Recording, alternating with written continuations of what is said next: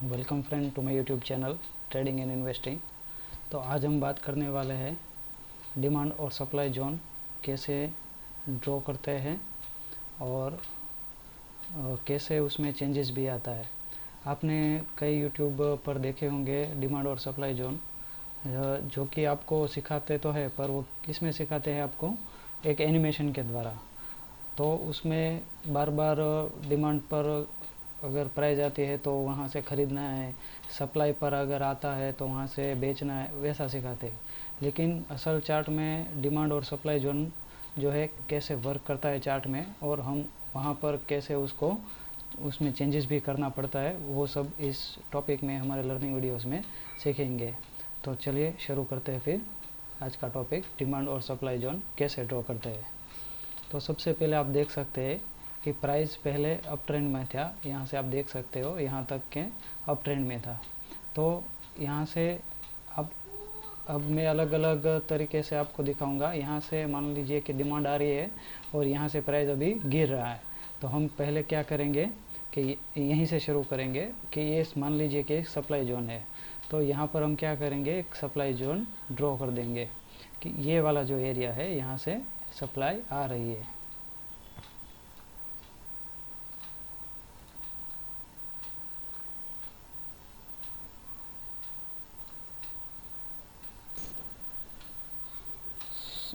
Sorry, मेरा थोड़ा net का प्रॉब्लम था, इसलिए यहाँ पर ये रेक्टेंगल टूल्स वर्क नहीं कर रहा था।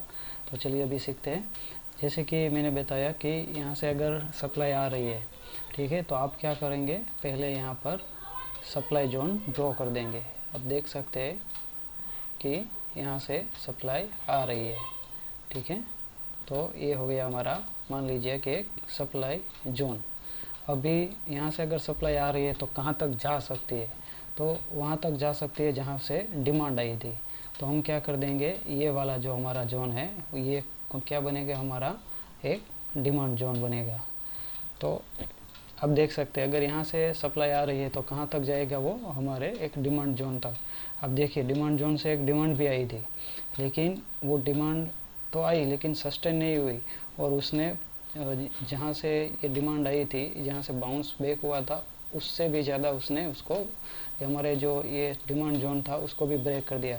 लेकिन वापस से उसने सस्टेन करने की कोशिश भी की, लेकिन वो इतना पुल बैक नहीं कर पाए और अपसाइड की जो प्राइस एक्शन है वो नहीं बना पाए।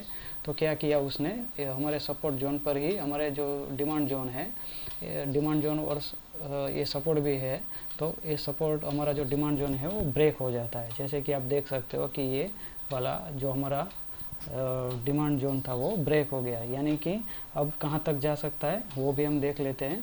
जैसे कि आप देख सकते हो कि यहाँ से अगर प्राइस गिरता है तो उसके पास कोई सपोर्ट दूर दूर तक था ही नहीं।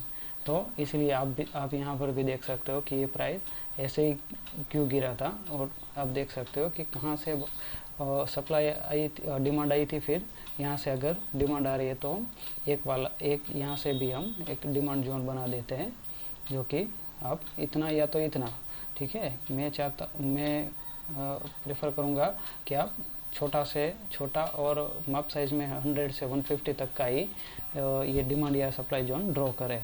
तो आप देख सकते हैं कि यहाँ से अगर प्राइस गिरता है तो उसके पास कोई भी अच्छा सा सपोर्ट था नहीं, इसलिए प्राइस देखिए आप, जैसे यहाँ से हमने ये वाला जोन बनाया डिमांड जोन, प्राइस उसी जोन से आप देख सकते हो कि बाउंस भी हुआ है। बाउंस तो हुआ है, लेकिन क्या किया है कि ये वाले जोन से अगर प्राइस अब जाएगा तो पहले तो कहाँ तक जाएगा, तो कि यहाँ तक ही जा पाएगा वो, ठीक है। यहाँ से फिर सप्लाई आने की पूरी गुंजाइश है। क्योंकि आप देख सकते हो मल्टी टाइम ये जो पहले ये सपोर्ट बन सकता था, लेकिन अब ऊपर जाएगा तो ये क्या करेगा, सप्लाई जोन बन जाएगा, ठीक है। अभी हम क्या करेंगे कि ये वाला तो हमारा हो गया, नीचे प्राइस अगर यहाँ, क्योंकि इसने ब्रेक किया तो कहाँ तक आ सकती है। लेकिन अगर बीच में से कहीं अगर प्राइस रिवर्स होता है तो उसके भी हमें कुछ इंडिकेशन मिलते हैं, वो भी हम समझने की कोशिश करेंगे इसमें से। जैसे मैंने आपको बताया कि भाई प्राइस यहाँ से सप्लाई होके नीचे आ रहा है, तो यहाँ से सस्टेन नहीं कर पाया आपने सप्लाई डिमांड जोन से, तो उसने ब्रेक कर दिया। अभी ब्रेक किया तो फिर हम देख सकते हैं कहाँ से वापस से डिमांड आई थी, आप देख सकते हैं कि प्राइस ने यहाँ से एक बार बाउंस भी किया था, डिमांड भी आई थी। तो हम क्या करेंगे, एक डिमांड जोन यहाँ पर बनाने की कोशिश करेंगे। देखिए आप यहाँ एक हमें क्या करना है, एक डिमांड जोन बनाना है। अभी आप देखिए आपको इससे दो तरीके से भी देख सकते हैं। अभी देखिए यहाँ से प्राइस क्योंकि पुल बैक हुआ है, ठीक है, तो हमें ये पता है यहाँ से अगर पुल बैक होगा तो कहाँ तक जाएगा, हमारे अगले ये क्योंकि पहले डिमांड जोन था, अब क्या बन जाएगा, सप्लाई जोन। जैसे आप देख सकते हैं अपने इस जोन में आया तब ये यहाँ से क्या हुआ, सप्लाई आ गई।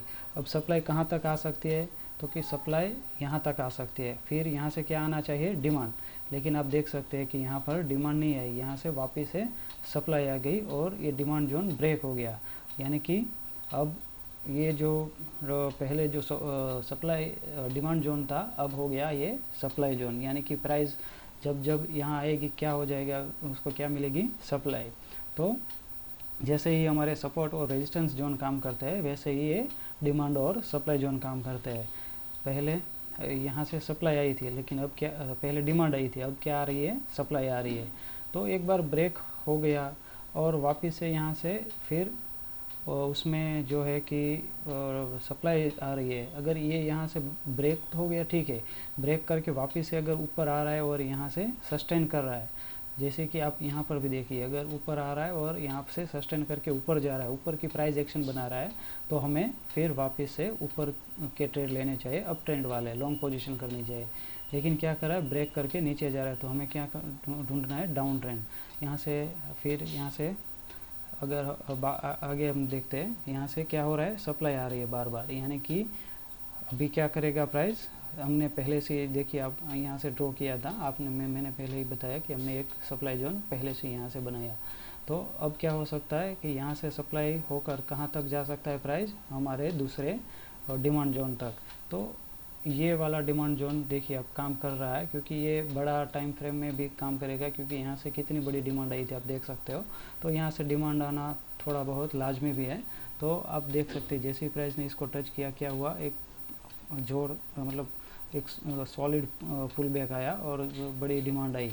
तो यहाँ लेकिन गई कहाँ तक, जहाँ तक हमारा जो पहले सप्लाई जोन था वहाँ तक गई। फिर वहाँ से क्या हुआ, फिर वो नीचे पुल बैक कर गया, नीचे आ गया। लेकिन अगले दिन क्या हुआ, प्राइस ने हमारा जो पहले सप्लाई जोन था उसके ऊपर प्राइस बैठ गई और सस्टेन होने लगी। अभी आप देख सकते हो यहाँ से क्या आ रहा है, बार बार अपसाइड के लिए पुल बैक आ रहा है। यानी कि अब ये प्राइस जो है इसको टच करने जाएगी, जो हमारा अगला सप्लाई जोन है। यानी अब ये जो पहले सप्लाई जोन था अब क्या बन गया है, हमारा डिमांड जोन बन गया है। तो जब तक प्राइस इसके ऊपर है तब तक हमें नीचे के बारे में कुछ नहीं सोचना है, क्योंकि ये ऊपर ही जाने की कोशिश करेगा, ठीक है।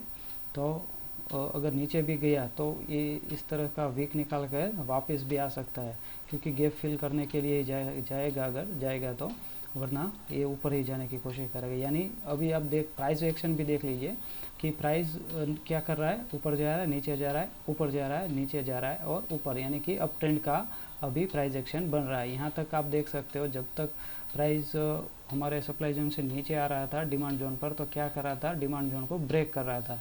लेकिन यहाँ से क्या हो गया है, अभी हमारा जो सप्लाई जोन था उसके ऊपर प्राइस बैठ गई है और वो उसका डिमांड जोन बन गया। यानी प्राइस अगले सप्लाई जोन पर जाएगा।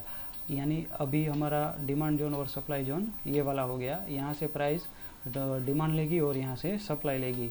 अब जब तक ये डिमांड जोन और सप्लाई जोन ब्रेक नहीं होता है ऊपर या नीचे, तब तक हमें अगला सप्लाई और डिमांड जोन के बारे में नहीं सोचना है, ठीक है। तब तक हमें इसी के बारे में ट्रेड लेना है, इसके बीच में ही ट्रेड लेना है। यहाँ से आएगा तो हम क्या करेंगे, सप्लाई देने की कोशिश करेंगे। यहाँ आएगा तो हम क्या करेंगे, उसमें डिमांड, यानी कि यहाँ से प्राइस, अब देखिए हमेशा याद रखना कि प्राइस एक्शन के आधार पर ही हमें कुछ जो भी ट्रेड लेना है प्राइस एक्शन के आधार पर ही लेने होते हैं। ऐसा नहीं कि डिमांड जोन पर अगर डिमांड जोन ब्रेक हो रहा है, यहाँ से आ गया तो हम तुरंत उसमें एक अप ट्रेंड का पोजीशन बना ले, या तो यहाँ से आ गया तो सप्लाई का, यहाँ हमें देखना होता है।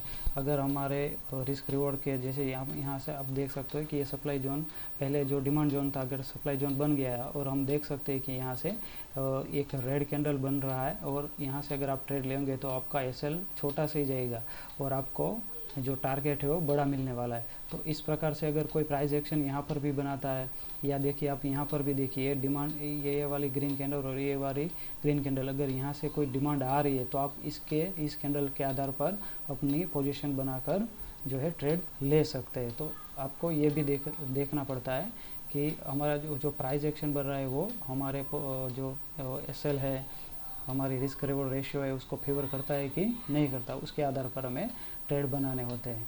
तो अब समझ गए डिमांड और सप्लाई जोन कैसे वर्क करता है। तो अगर जैसे कि वो एनिमेशन में आपके कई वीडियो देखे होंगे, वो आपको एक डिमांड जोन बना देते हैं, एक सप्लाई और एक डिमांड जोन बना देते हैं, और वो सिखाते हैं कि यहाँ से प्राइस नीचे ही जाएगा, यहाँ से प्राइस ऊपर जाएगा। ऐसा नहीं होता है रियल चार्ट में, ऐसा नहीं होता है। रियल चार्ट में आप देख सकते हो कोई डिमांड जोन है तो वो भी ब्रेक हो सकता है। अगर कोई जो पहले सप्लाई जोन था अभी क्या हो गया, वो सपोर्ट जोन हो अभी डिमांड जोन बन गया। तो इस प्रकार से प्राइस जो है मूवमेंट करता है। अगर साइडवे है कोई भी प्राइस तो वो क्या करेगा, ऊपर नीचे करेगा। हाँ, जैसे कि यहाँ पर अगर मान लीजिए कि यहाँ से सपोर्ट लेगा, फिर यहाँ से वापस से वो रिजेक्शन लेगा, तो ऐसा हो सकता है कि ये साइडवे हो जाए। लेकिन अगर नहीं हो रहा है तो आपको अप ट्रेंड या डाउन ट्रेंड जैसे ट्रेंड मिलेंगे। हम अप ट्रेंड और डाउन ट्रेंड के लिए भी एक लर्निंग वीडियोस बनाने वाले हैं, उसको भी आप देखना न भूलिए, ताकि और चैनल को सब्सक्राइब कीजिए ताकि ऐसे ही लर्निंग वीडियोज में जो इसमें बनाने वाला हूँ वो आपको इसमें मिलते रहें। आई होप कि आपको डिमांड और सप्लाई जोन में कुछ समझ में आ गया। अगर आपको कुछ डाउट्स है तो मुझे कमेंट सेक्शन में ज़रूर लिखें, मैं आपके डाउट्स क्लियर करने की ज़रूर कोशिश करूँगा। Thank you.